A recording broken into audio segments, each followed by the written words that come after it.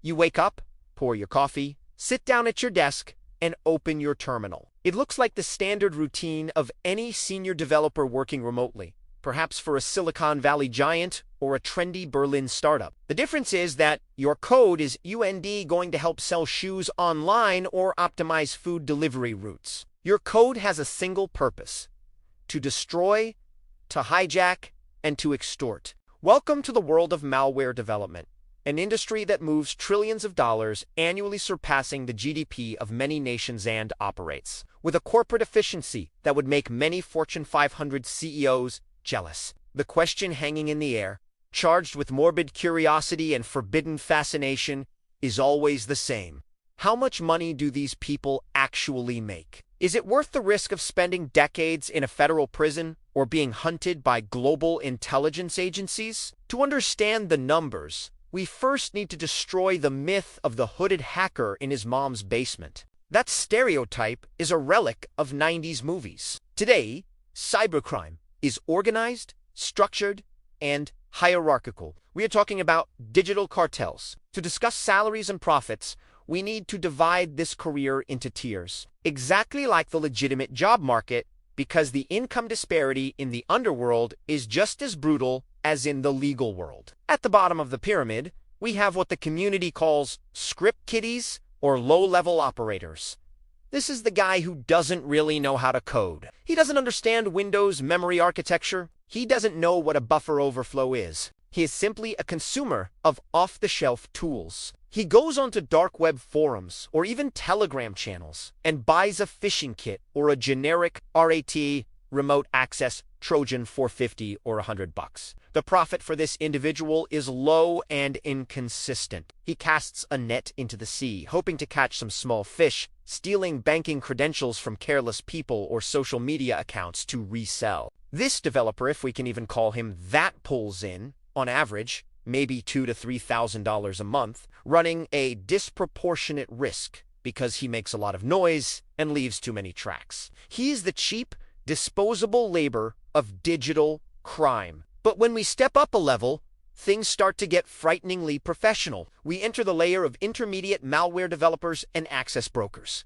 Here, the technical knowledge is real. These guys know how to code in C, C++, assembly, and Python. They understand how antivirus software works and, more importantly, how to bypass it. A developer at this level might work on creating variants of existing malware, making them undetectable for a few days or weeks. The business model changes here. Often, they don't use the malware themselves, they sell it. This is the concept of malware as a service map. Imagine you want to hack a company but don't know how to code. You rent the software from this developer. The creator charges a monthly subscription, which can range from $500 to $5,000 a month depending on the tool's sophistication. And here's the kicker, he charges a percentage of the profits from the crimes committed with his tool. If an affiliate uses the software to steal $100,000, the developer keeps 20 or 30% without ever getting his hands dirty. At this level, a competent developer can easily pocket between $15,000 to $50,000 a month. We are talking about an annual salary that rivals executive positions in legitimate companies. All tax-free, but with the hidden cost of eternal paranoia. Now, let's talk about the elite. The top of the food chain. The ransomware architects and zero-day hunters. This is where the numbers lose meaning for the average person and enter the realm of fiction. Ransomware groups like the defunct Conti or Lockbit or Black Cat operate like multinational corporations. Leaks of internal chats from these groups have shown they have HR departments, 24-hour tech support for victims to pay the ransom, and even Employee of the Month awards. A senior developer within such an organization, responsible for creating the core of the ransomware, the code that encrypts a multinational S-files in Minista's UNT, just get a salary. He gets profit sharing. When a ransomware attack is successful against a major corporation, the ransom demand isn't $1,000. It's $5, $10, sometimes $50 million. If the lead developer has a deal for 5% or 10% of the operation's gross revenue, A single successful attack can net him millions of dollars in a weekend. It is estimated that the key developers behind the largest ransomware families have amassed fortunes in the tens of millions of dollars in crypto. But their work is extremely complex. It's not just encrypting data, it's creating mechanisms to exfiltrate terabytes of data without tripping alarms. It's disabling backups. It's ensuring the decryption key actually works, because if it doesn't, nobody pays anymore, and the group's reputation tanks. Another extremely lucrative niche in this elite tier is the zero-day market. A zero-day is a security flaw in popular software like Android, Chrome, or Windows that the manufacturer doesn't know about yet and therefore hasn't fixed. If you are a reverse engineering genius and discover a way to hack any iPhone in the world just by sending an invisible message, you are holding a digital weapon. And that weapon is worth a lot. There are gray market companies like ZeroJune that buy these flaws to resell to governments and intelligence agencies. A full exploit chain for iOS can publicly be worth over $2 million. On the black market, where no questions are asked about how it will be used, usually for industrial espionage or terrorism, the value can be even higher. A developer who finds 2 or 3 of these flaws a year is literally printing money. However, talking only about gross revenue is an incomplete and dangerous analysis. We need to talk about the operational cost of crime. Making $1 million in stolen Bitcoin is not the same as making $1 million in the lottery or stocks. Crime money is dirty. You can't just transfer it to your bank account and buy a mansion in Miami. Enter the money launderers. The developer needs to run this cash through crypto mixers, convert it into privacy coins like money. Use money mules, open shell companies in tax havens. In this process, he loses 15% to 30% of the value. Furthermore, there is the cost of infrastructure. Bulletproof servers, which ignore court orders to shut down, are expensive. Buying initial access to corporate networks' stolen credentials is expensive. And above all, the psychological cost. The life of a successful malware developer isn't glamorous like in the movies. It is a life of isolation. You can't tell your friends what you do. You can't post photos of your achievements on Instagram. You live in fear that your partner in crime is actually an undercover FBI agent or that he will betray you to keep your share of the money. Distrust is the currency. Many of these developers suffer from severe burnout, anxiety, and depression. They have millions in a virtual wallet, but live in modest apartments in no-extradition countries, always looking over their shoulder. The high salary includes the price of your freedom and your peace of mind. There is also an interesting phenomenon in the market: talent migration. Many developers start as black hats, the criminal side, for the adrenaline or financial need, but end up migrating to white hat defensive security. Why? Because the legitimate cybersecurity market is desperate for talent and pays very well. A senior security specialist at Google, Microsoft, or major banks can earn $300,000, $400,000, $500,000 a year, plus bonuses and stock options. Is it less than the very top of the crime pyramid? Maybe, but it's clean money. You sleep soundly. You have health insurance, vacations, and public recognition. Retirement in crime usually involves a concrete cell or running forever. Retirement in the legal market involves a beach house and grandkids. This equation causes many malware developers, after making some money, to try and clean their image and switch sides, although this isn't always possible if they've crossed certain lines. Another crucial point is volatility. A cybercriminal's career can end in a click. One OPSEC operational security mistake is all it takes.